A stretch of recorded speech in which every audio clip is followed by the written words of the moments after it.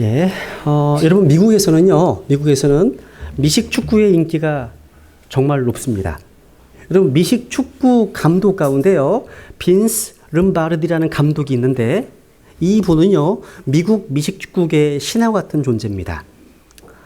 이번에도 유명한 에피소드가 있습니다. 이 빈스 감독이요, 한창 전성기를 누리던 1965년에 있었던 이야기입니다. 그때 이 빈스 감독이요, 맡고 있던 팀이 아주 깊은 슬럼프에 빠져 있었습니다. 팀이요, 고전을 면치 못합니다. 그때 이 빈스 감독은요, 슬럼프에 빠진 선수들을 회복시키기 위해서 아주 독특한 방법을 사용했습니다.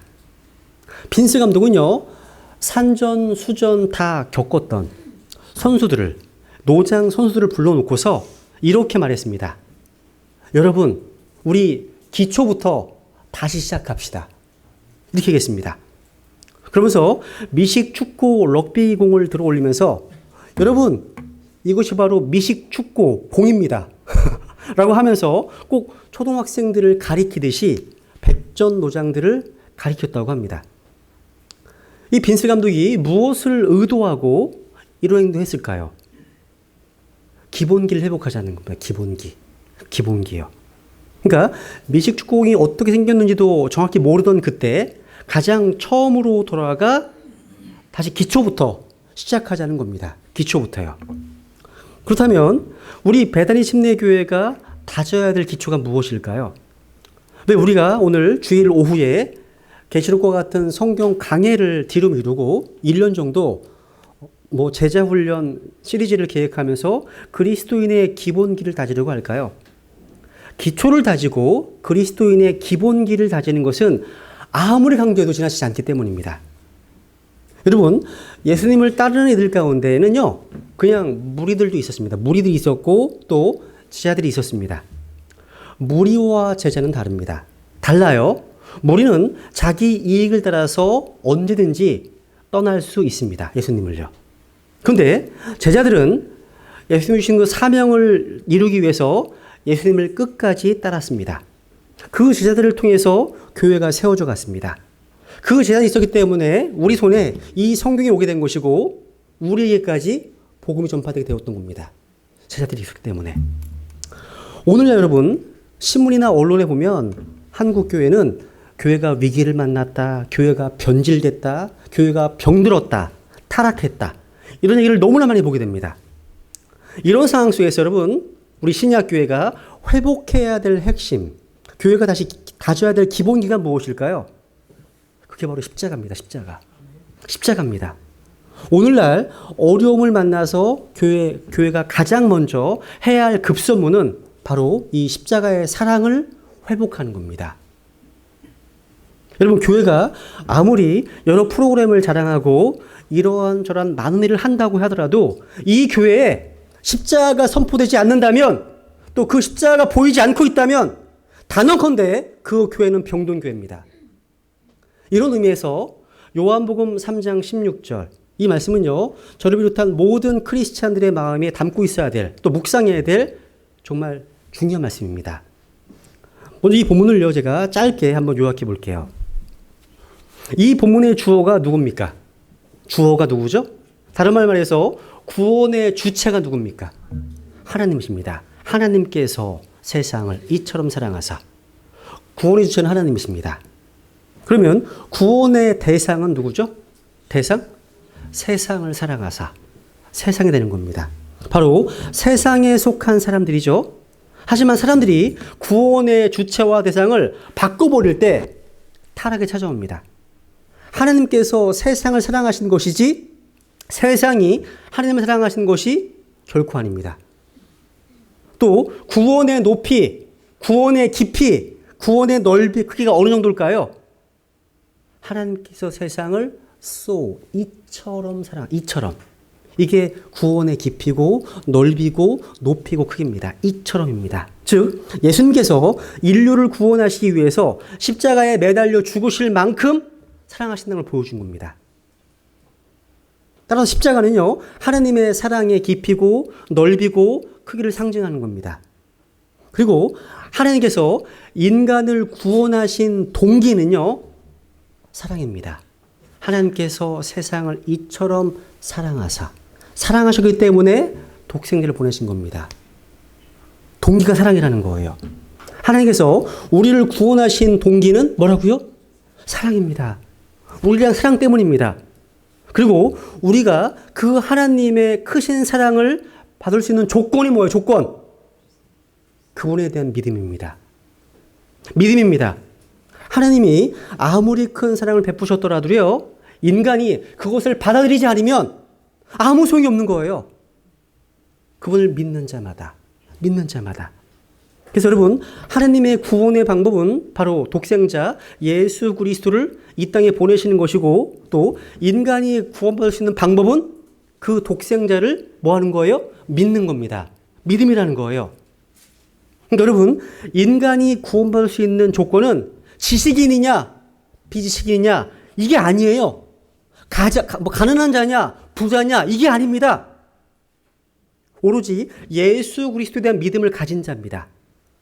사람은요, 단지 예수 그리스도에 대한 지식을 가지고는 구원받을 수 없습니다. 반드시 의지적으로 예수님을 자기의 구원자로 믿어야, 받아들여야 구원받는 겁니다. 그래서 여러분, 하나님 편에서 인간을 구원하시는 방법은 예수 그리스도를 이 땅에 보내셔서 십자가에서 희생 제물로 삼으셔서 단번에 영원한 구속을 이루시는 것이었습니다. 그에 대한 결과가 두 가지입니다. 두 가지. 본문에 잘 보세요. 누구예요? 소극적인 결과로는 멸망하지 않는 겁니다. 결과로. 적극적인 결과로는 뭐예요?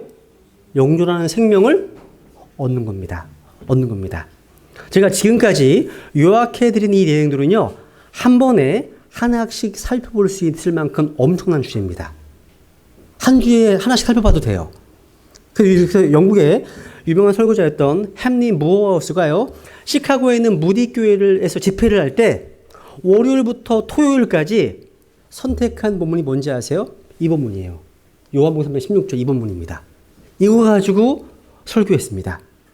아마 한 주간도 모자랄지 몰라요.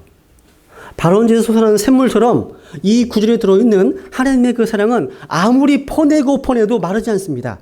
이것이 신앙의 기초입니다. 기초의 기초. 우리 신앙의 기초를 잘 튼튼히 다져야 됩니다.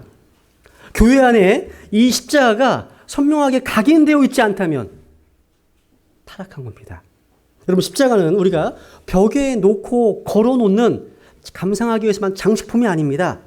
우리 마음에 새겨야 될 기본 중의 기본입니다. 십자가는요. 여러분, 사도 바울이 고린도서 1장 17, 18절에 이런 말씀했습니다. 그리스도께서 침례를 주라고 나를 보내지 아니하시고 복음을 선포하라고 보내셨거니와 이 일을 말의 지혜로 하지 아니함은 그 다음 그리스도의 십자가가 무효가 되지 않게 하려 함이라.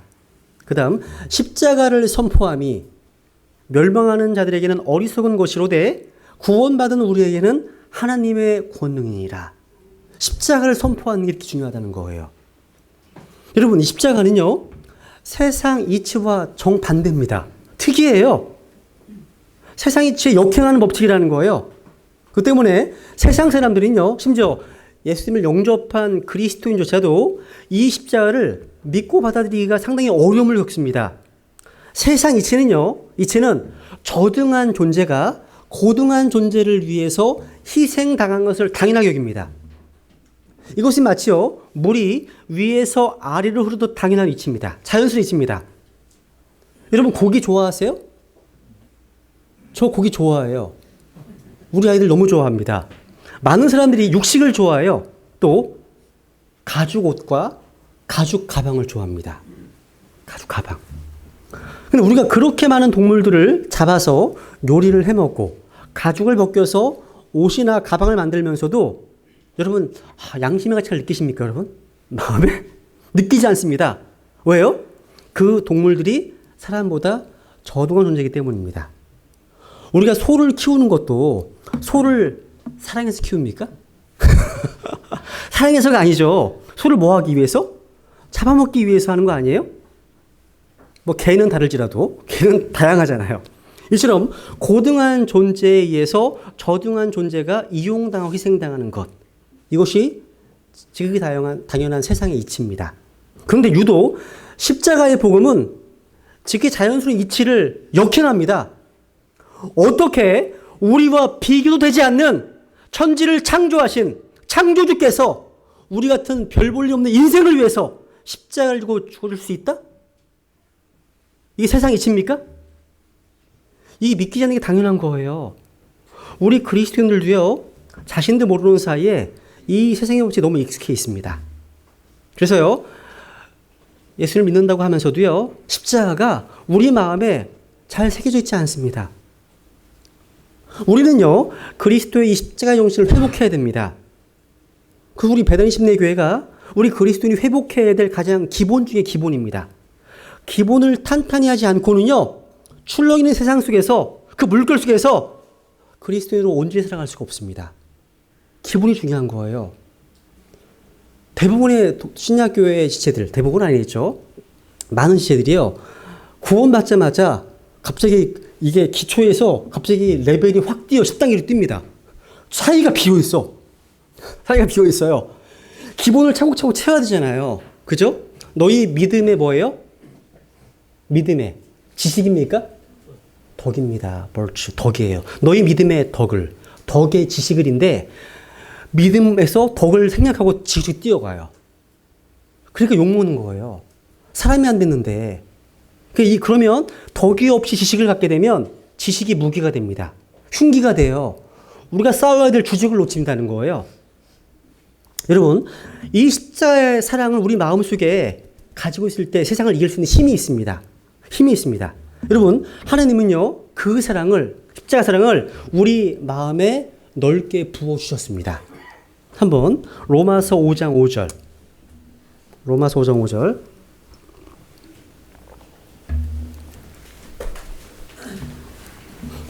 네, 같이 읽겠습니다. 로마서 5장 5절입니다.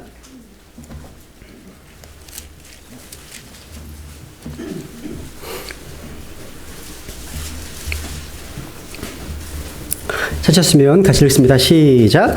소망이 우리를 부끄럽게 하지 아니함은 우리에게 주신 성령님에 의하여 하나님의 사랑이 우리 마음에 넓게 부어졌기 때문이니. 잘 보세요. 하나님의 사랑이 어디에 부어졌다고요? 우리의 머리가 아니라 우리의 어디예요? 마음에 넓게 부어졌습니다. 이거 주목해 보세요. 여러분, 미국의 눈폭풍이 막 엄청나죠. 스노우마겟돈이라고 표현하잖아요. 눈이 쏟아지면 온 지면에 눈바다가 되듯이 성령님께서는요, 하나님의 그 사랑을 우리 마음에 넓게 부어주셔서 우리 마음이 사랑의 바다가 되게 하십니다. 여러분 생각해 보세요. 세상에서 누구한테 사랑받고 있다는 것을 깨달을 때 느끼는 놀라움보다 더 신비한 놀라움은 없다고 합니다. 심이 막 솟아, 심이 막. 하물며 하나님께 사랑받고 있다는 것을 느낄 때 놀라면 어떻겠습니까? 한번 진짜 생각해 보세요. 그것은 마치요, 어깨에 하나님의 손길을 느끼는 것과 같습니다. 하나님의 손길이 내 어깨를 감싸는 것처럼 느낄 수 있는 사랑이 바로 십자가의 위대한 사랑입니다. 이러한 사랑의 체험이 우리에게 얼마나 절실한지 몰라요. 그리스도인으로서 또 성경 신자로서 세상 살기가 너무도 힘들기 때문에 더 그렇습니다. 눈을 뜨면 새로운 걱정이 우리를 기다리고 있습니다. 행복한 것 같고 다 가진 것 같은데 마음은 무엇인가 여전히 눌려 있습니다. 또 나이 들어가는 자신의 모습을 보면서 서러움을 느끼기도 합니다. 그렇게 사랑을 쏟아서 키운 자식들이 뜻대로 되지 않는 것을 볼 때 허무감을 느낍니다. 또 인생의 무거운 짐을 지고 살아가는 그 모습은요, 우리 모두에게 쉬운 일이 아닙니다. 다 무거운 짐 다 놓여 있으세요. 여기 계신 분들한테. 그죠? 근데 우리에게는요, 이러한 피곤을 이길 수 있는 힘이 있습니다. 인생의 무거운 십자가를 가볍게 질 수 있는 비결이 있습니다.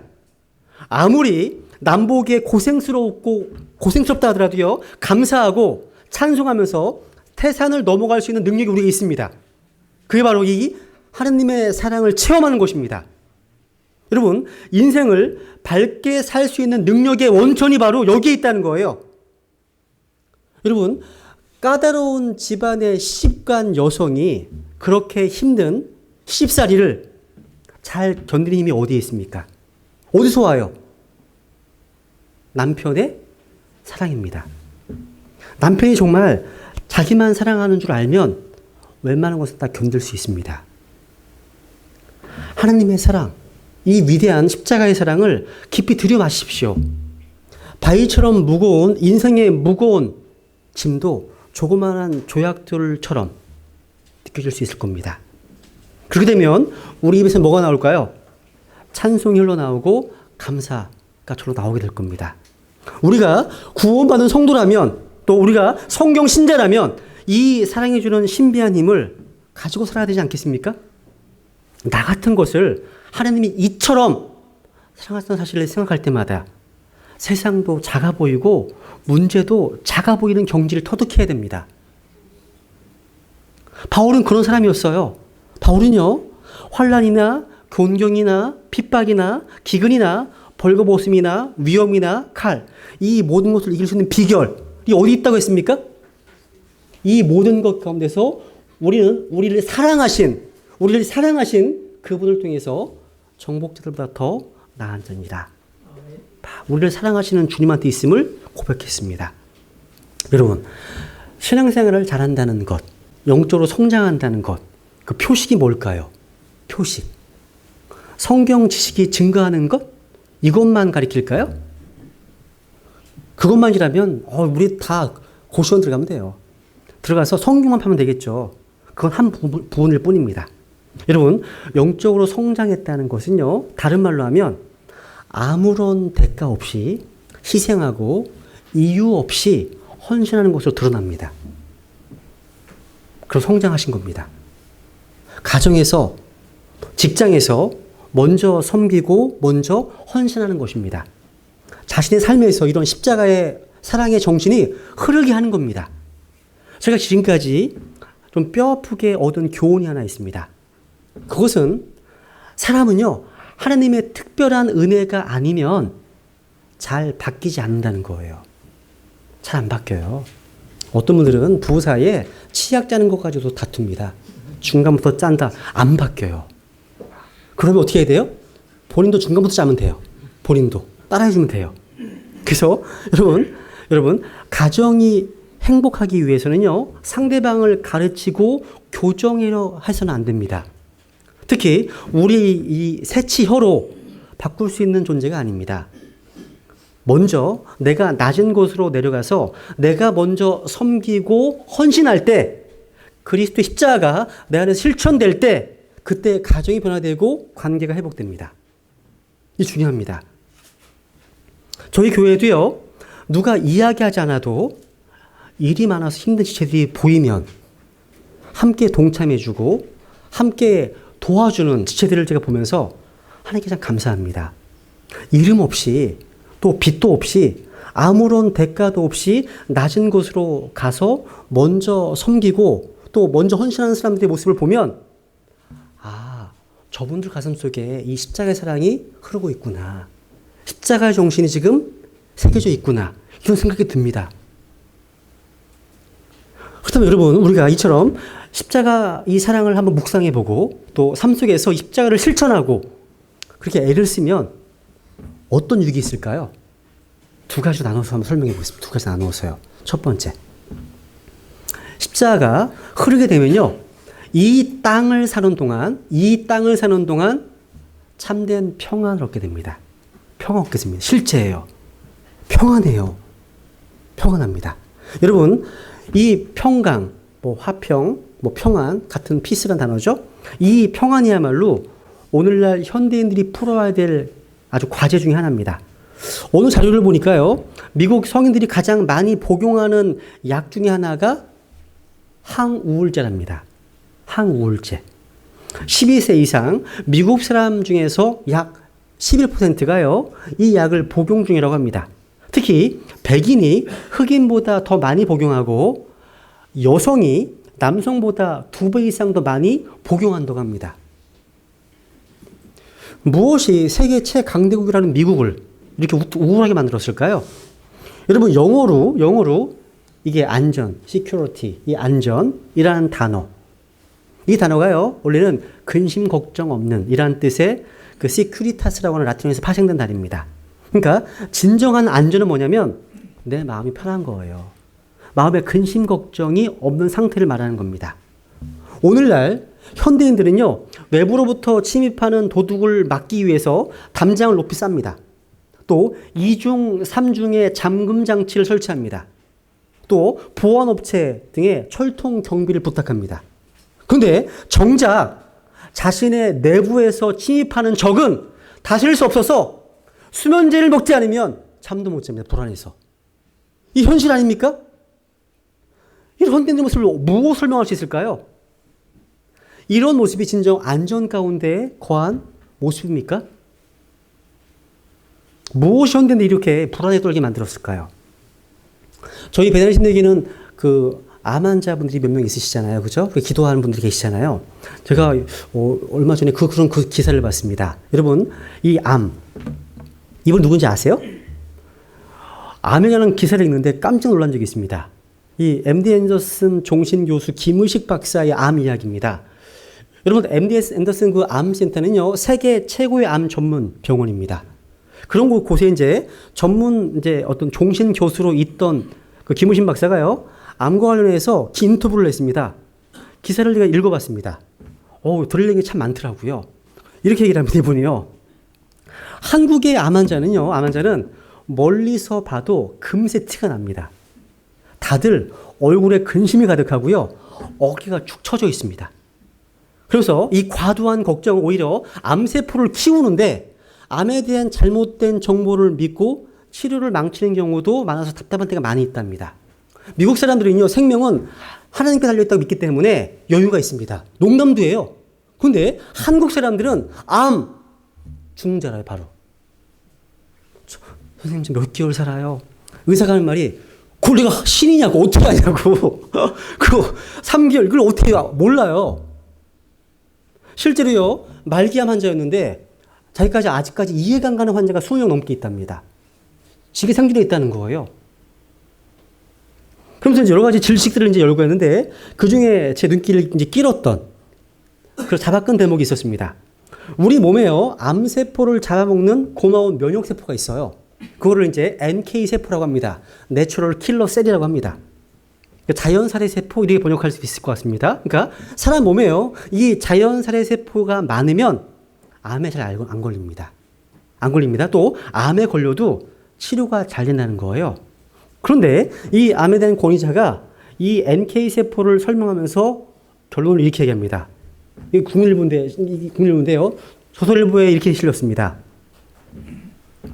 여러 사람을 대상으로 이 세포의 수치를 조사해 봤더니 항상 웃고 즐겁게 사는 사람에게서 이 NK 수치가 높게 나타났습니다. 그러면서 뭐라고 했냐면 이분이 교회의 찬양 대원들은 일반인보다 그 수치가 1000배나 높게 나타났답니다. 저 걱정돼요. 갑자기 막 찬양 대원이 막 밀려갈까봐. 1000배가.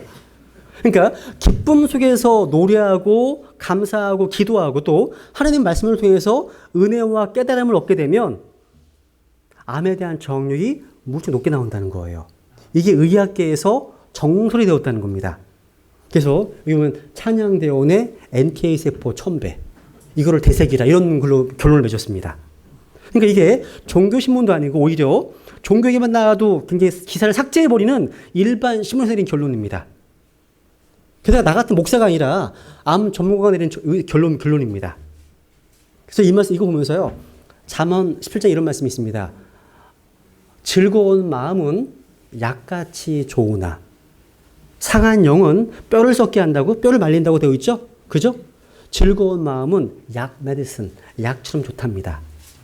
즐거운 마음. 그래서 여러분 이런 세포가 배양되려면 여러분 가장 놀라운 것은 기쁨으로 감사하고 찬양하고 또 하나님의 말씀을 통해서 깊은 깨달음을 얻게 되면 이것보다 더 좋은 게 없대요.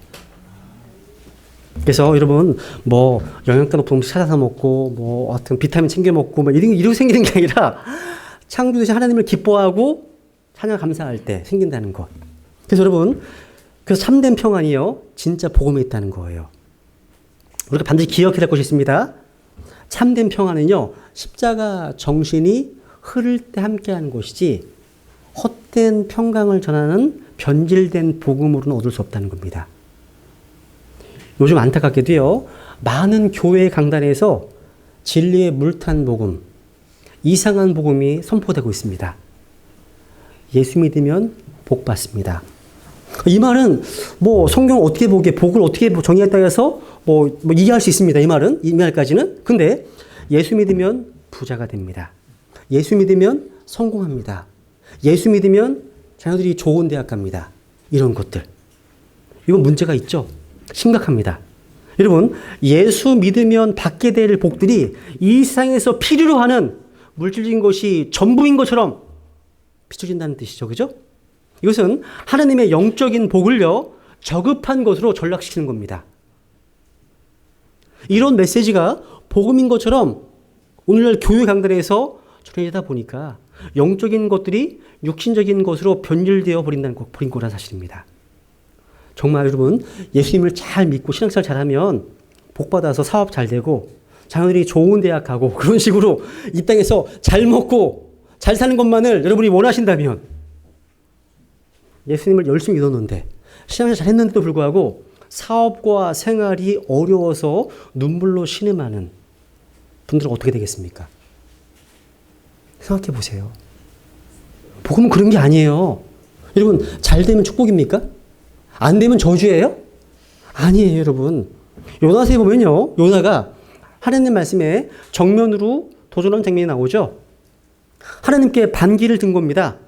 하나님은 니느웨로 가서 말씀을 선포하라고 하시는데 요나는 싫은 거예요. 정반대 길로 가서 하나님께 대항했습니다. 한번 요나서 1장 3절 읽어볼까요? 요나서 1장 3절. 직접 찾아보세요. 왜 앞에 보지 마시고 찾아보세요. 성경을 못 찾는 분들에 대한 배려로 지금 보여드리는 거니까요. 요나서 1장 3절 찾아보세요.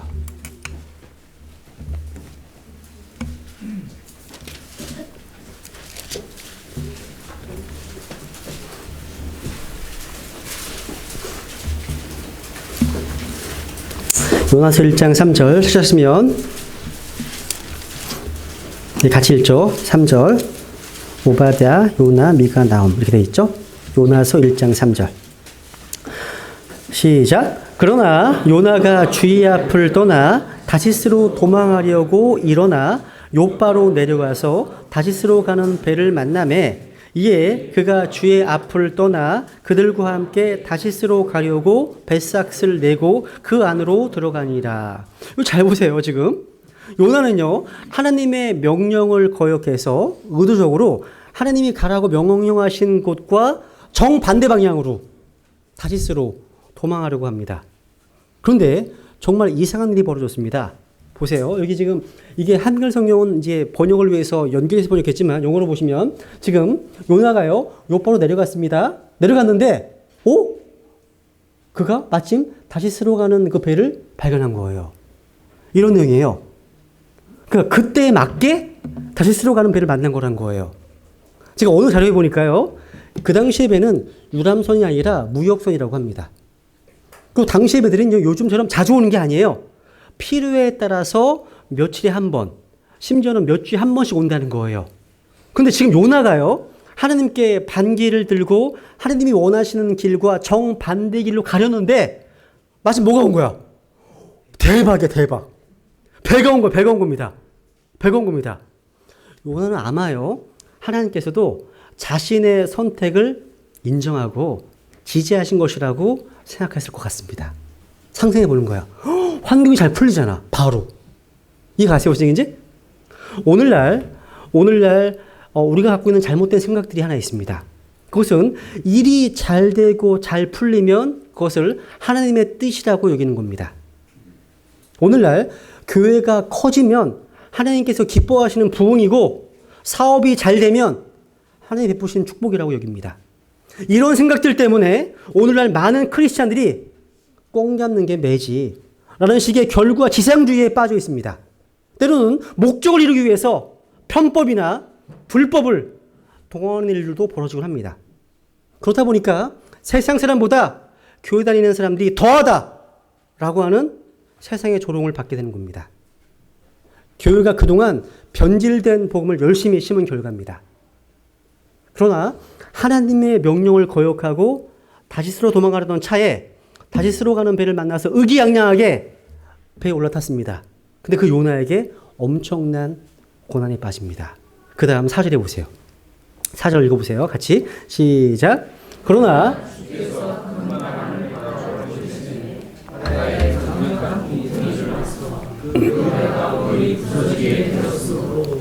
여기 보세요. 지금 바다 위에서 하나님이 보내신 강력한 폭풍을 만나게 되었습니다. 그리고 요나는요, 그 폭풍이 자신 때문에 보내진 것임을 알고 바다 위로 던져지게 됩니다. 겉으로 보면 3절에서 다시스로 가는 배를 만난 것은 행운이에요. 성공입니다. 그런데 4절에서 바다 위에서 풍랑을 만나서 수치스럽게도 그 당시에 이기도였던 하나님 믿지 않았던 선장으로부터 책망을 받은 후에 결국 폭풍의 원흉으로 지목되어서 바다 한가운데 던져진 사건은 엄청난 비극입니다. 오늘날 이런 사건 벌어지고 있습니다. 오늘날 욕먹고 있어요. 세상 사람들로부터 똑같은 일이 벌어지고 있습니다.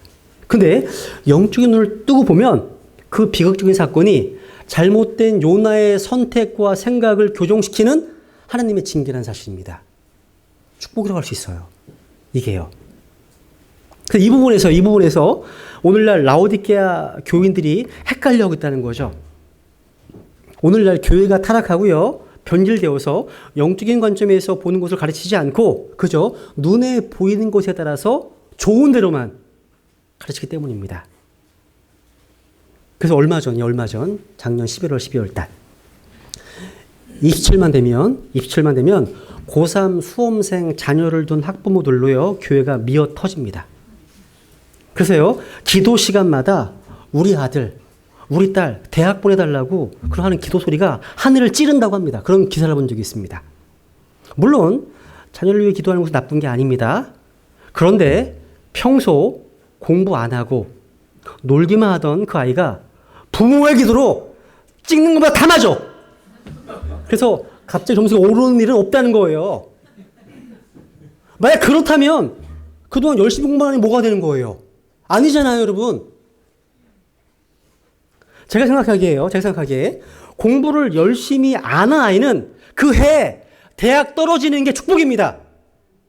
그래야 인생 법칙이란 노력하지 않으면 안 되는 거구나.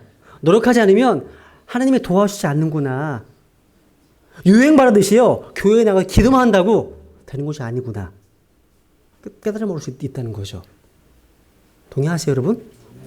그런데도 교회 안에 심겨진 이런 이상한 엉터리 복음 때문에요. 고3만 되면 부모들은 교회로 몰려와서 우리 아이 좋은 데 보내달라고 아우성 칩니다. 어른들이 이런 모습을 보이니까 우리 아이들이 교회는 요행을 바라는 곳인가 보다. 이런 인식하게 된다는 거죠. 이런 이상한 복음, 이 변질된 복음이요. 이 라오디게아 마지막 시대의 교회 안에서 너무나 깊이 스며들고 있다는 거예요. 여러분, 교회에 그리스도의 십자가가 사라지면 다 썩은 겁니다. 부패한 거예요. 우리의 입만 살아있다고, 입만 살아있는 교회가 전도가 되겠습니까? 무슨 염치로요? 하나님의 영적인 복을 저급한 육신적인 것으로 전락시켜서는 안 됩니다. 그렇지 않아도요, 탐욕적인 인간의 본성에 예수님의 이름까지 동원해서 성공을 외치는 그런 변질된 신앙이 회복되지 않고서는요, 진정한 복음은 없습니다. 우리 성경 신자들도 자신을 잘 살펴봐야 됩니다. 내가 오늘날 요나는 아닌지, 하나님의 뜻을 떠나서 세상으로 가고 있었는데 마침 다시스로 가는 배를 만난 행운을 하나님의 뜻이라고 동네 방네 떠들고 다니면서 또 반대로 풍랑 좀 만났다고 시험에 빠져서 하나님은 없다고, 하나님께 원망하는 것은 아닌지 한번 철저히 돌아보고 좀 깊이 반성해야 되지 않을까 생각합니다. 복음의 진수는 뭐예요? 다시스로 가는 배에 기뻐하면서 그 배만 바라보는 게 아니에요. 풍랑 속에서도 눈물은 흘리지만 감사하는 것. 고통의 광풍 속에서도요, 하나님 앞에 자신을 돌아보면서 상황이 어떠할지라도 내 평안을 빼앗길 수 없다고 고백하는 것. 이게 진짜 복음이에요. 두 번째.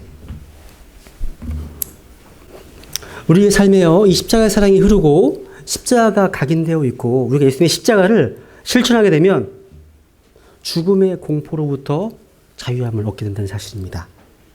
여러분, 시편 기자가요, 시편 23편에서 이렇게 고백했습니다. 시편 23편 제가 읽겠습니다. 시편 23편 유명한 시편이죠. 1절. 주는 나의 목자시니 내게 부족함이 없으리로다. 그분께서 나를 푸른 초장에 누이시며 잔잔한 물가로 인도하시고 내 혼을 회복시키시며 자신의 이름을 위하여 의의 행로들로 나를 인도하시는도다. 참으로 내가 사망의 그늘진 골짜기를 다닐지라도 해악을 두려워하지 아니하리니 주께서 나와 함께 계시며 주의 막대기와 주지팡이가 나를 위로하시나이다. 이런 주는 나의 목자시니 내게 부족함이 없으리로다. 이 고백의 대전제는요, 하나님과의 관계 회복에 있습니다. 관계 회복. 여기서 부족함이 없다는 말은 지난주에 말씀드렸죠? 이것은 현실적으로 부자가 되고 잘 먹고 잘 사는 것? 이걸 말하는 것이 아니라 주님께서 나의 목자가 되시니까 내게 더 이상 원하지 않습니다. 욕구불만이 없습니다. 이런 뜻입니다. 그랬더니 2절부터 5절까지 어떤 내용입니까? 이 땅의 삶이 어떻습니까? 푸른 풀밭에 누이셨고 잔잔한 물가로 인도하셨습니다. 그리고 사망의 그늘진 골짜기를 다녔습니다. 그러니까 사망의 그늘진 골짜기. 이게 무슨 말입니까? 하나님과 바른 관계에 있어도 예수님을 잘 믿어도 사망의 그늘진 골짜기를 다닐 수 있다는 말 아닙니까? 그러니까 예수님을 잘 믿어도 우리가 구원받은 성경 신자로 신앙생활 잘해도요, 사업에 실패할 수 있고요, 사고를 당할 수도 있고요, 신앙생활을 잘해도 우리 아들, 우리 딸이 문제를 일으킬 수 있다는 겁니다. 그렇다면 우리가 예수님을 믿어서 구원받으면 뭐가 다른 거죠? 비록 환경이 사망의 그늘진 골짜기로 다니고 있을지라도 누구에게도 빼앗기지 않는 평강이 내면에 있습니다. 그 골짜기가 나를 망하게 할 수 있다는 사실을 확신하는 그런 평안이 내면의 굳건히 자리 잡혀 있다는 겁니다. 이런 평안이 있을 때 우리의 삶은 이렇게 고백할 수 있습니다. 내 잔이 넘치나이다. 풀컵. 내 잔이 넘치나이다. 이게 얼마나 아름다운 고백입니까? 이것이 십자가가 있는 인생이에요. 내 잔이 넘치나이다. 그런데 성경은 여기서 끝나지 않습니다. 보세요. 6절 보시면 내 평생의 선하심과 긍휼이 정녕 나를 따르리니 내가 주의 집에 영원히 거하리로다. 잘 보세요. 5절에 보시면 5절 보세요. 주께서 내 원수들의 얼굴 앞에서 내 앞에 상을 차리시고 기름을 내 머리에 부으시니 내 잔이 넘치나이다. 5절은 다 동사의 시제가 다 현재입니다. prepared, the anointed, 다 마찬가지죠. 현재로 되어 있어요. 현재로 되어 있습니다. 근데 6절의 동사를 보세요. shall, will. 뭘로 되어 있습니까? 미래형입니다. 그러니까 이 땅에서의 삶이 내 잔이 풍성이 넘치는 그런 풍성한 삶일 뿐만 아니라 장차 이 땅을 떠났을 때 내가 주의 집에 영원히 거하리로다 라고 하는 저 천국에 대한 소망으로 충만한 것입니다. 그러니까 이 소망 때문에 죽음의 공포로부터 자유함을, 참된 자유를 누리게 된다는 겁니다. 여러분, 애플사의 CEO였던 이 스티브 잡스가 생존해 있을 때 그가 한 인터뷰에서 이런 말을 했어요. 말이 되게 참 그렇답니다. 무덤에서 가장 부자가 되는 일 따윈 나에게 중요하지 않습니다. 매일 밤 잠자리에 들 때마다 우리는 정말 놀랄 만한 일을 했다고 말하는 것, 그것이 나에게 중요합니다. 그럴 때 보이죠? 그죠? 그렇죠. 죽고 난 뒤가 무슨 소용입니까? 날마다 이러한 긍지를 가지고 잠자리에 들 수 있다면 멋진 일이죠. 그런데 우리 성경 신자들에게는요, 이 그렇단 말도 죽어서 갈 곳이 없다면 무슨 소용이 있습니까? 그렇게 매일 황홀한 성공을 노래하고 잠자리 들었던 한들 죽고 나서 갈 곳이 없다면, 그곳이 지옥이라면 그게 무슨 소용이 있습니까? 소용이 없잖아요. 제가 2년 전에요. 누구예요? 아, 쑥스럽네요. 어떻게 한데? 사진을 못 찾아가지고 제가 2년 전에요. 호주 시드니로 이제 성경 강연회를 인도로 갔습니다. 여기가 이제 제가 스트라스필드에 있는 제가 거하던 집인데, 호주는 뭐 집집마다 앞에 야자수가 다 세워져 있고요. 무슨 관광지가 또 집집마다 주택가가 이렇습니다. 주택가가요. 높지가 않아요. 공기도 맑고요. 그 당시에 비행기 안에는 호주 여행을 이제 가는지 사람들이 정말 많았습니다. 제가 호주 시드니 도착해 보니까요. 바다와 스케일이 한국과는 비교할 수 없는 거대한 산의 아름다운 풍경들이 막 눈에 들어왔습니다. 제가 10일 동안요. 복음, 전도, 상담, 또 집회, 미팅 이런 10일간의 바쁜 여정을 마치고 이제 돌아왔습니다. 돌아오는 비행기에 탑승하기 위해서 그 이제 시드니 공항 복도를 또박또박 걸어가는데 이상하게 마음속에 기쁨만 몰려왔습니다. 왜요? 야, 나 집에 간다. 나 집에 간다. 이런 기쁨이 막 몰려오는 거예요. 생각해 보세요. 집에 가봐야 좋을 거 하나도 없어요. 아, 창문 열면 멋진 광경이 막 펼쳐지는 호주와는 달리, 아유, 빌려마다 빽빽한 골목 가득하고요. 밤만 되면 그 당시에 살았던 집이 술 취중하는 사람들 그 소리가 막 들리고, 애들은 집을 토토화시키고 있고요. 소리 지르고 막 뛰어다니고 있습니다. 또 제가 신경 써야 될 일들 막 또 도와줘야 될 일들이 막 쌓여 있습니다. 그런데 그저 집에 간다는 생각만으로도 가슴이 벅차오르는 거예요. 호주에 뭐 경치고 뭐고 무슨 뭐 음식이고, 음식 별로 놔뒀어요. 뭐 하여튼 뭐고 간에 아쉬운 게 하나가 없습니다. 그렇게 기뻐하는데요. 문득 마음에 한 가지 소원이 들었습니다. 내 인생이 끝나는 날도 이랬으면 좋겠다. 그 마음이. 그리고 이 땅에서 많은 것을 누리고 즐기며 또 이게 소풍처럼 살지는 못할지라도 내 삶이 끝나는 그날 나 집에 간다. 사랑하는 우리 주님이 기다리시는 집에 간다. 이런 마음으로 설렘과 기쁨 가득 안고 이 땅을 떠나가면 좋겠다는 간절한 소원이 생긴다는 겁니다. 그럼 하나님께 이런 기도를 드리게 돼요. 하나님, 제 인생이 마무리될 때 호주에서 한국으로 오는 그 날과 같은 기쁨을 주시옵소서. 제 인생이 끝날 때 비참하고 미련이 남아서 눈 못 감고 죽는 인생이 아니라 평안하게 나 집에 간다. 집에 간다. 아버지 집에 간다라는 그런 설렘으로 기쁘게 떠날 수 있게 해주시옵소서. 이런 기도가 나와요. 여러분, 제가 비행기를 타보니까요. 여러분 1등석 타보셨어요? 1등석? 저는 그림으로만 봐서 그림으로만요. 비행기는 1등석이 있고 또 비즈니스석이 있고 또 일반석이 있잖아요. 이코노미석이 있잖아요. 세 가지가 있어요. 여러분, 제가 비행기에서 화장실 가다가 우연히 1등석도 아닌 비즈니스석을 봤어요. 이야, 참 얼마나 넓고 편해 보이던지. 아시아나의 비즈니스거든요. 여기서 잠이 들면 비행시간 12시간? 아, 이게 길게 느껴지지 않겠구나 생각이 들더라고요. 이야, 참. 그런데 여러분, 저는 여기 있었어요. 여기 있었습니다. 이코노미석에. 근데 여러분, 비행기에서 내리면 긴 인천공항 복도를 거쳐서 이제 어디에서 했어요? 입국 심사대 앞에 쓰잖아요. 그죠? 그 앞에 쓰면 뭐 1등석이든 2등석이든 뭐 3등석이든 간에 필요 없어요. 필요한 게 뭐예요? 딱 하나예요. 뭐예요? 비자 찍힌 여권 하나입니다. 1등석으로 왔어도요, 요것이 없으면, 여권이 없으면 못 들어가요.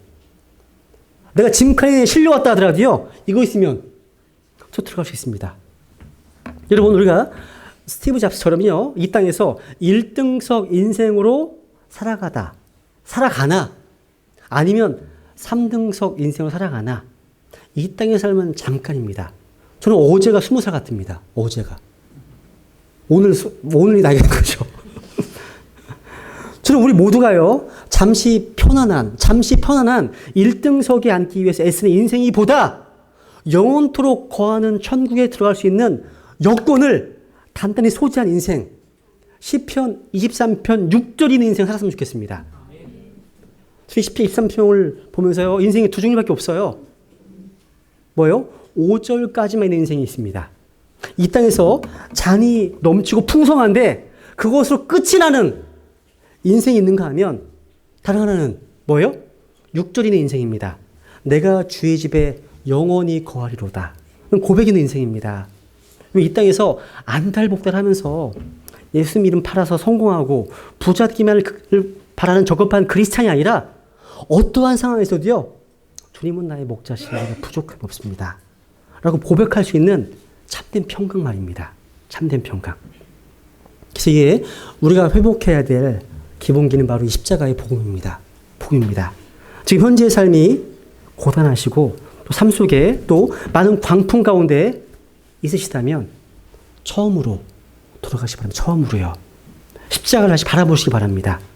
우리 모두 다 그 십자가의 능력으로 잃어버린 평안을 되찾고 회복하는 복을 누리게 되기를 간절히 소망합니다.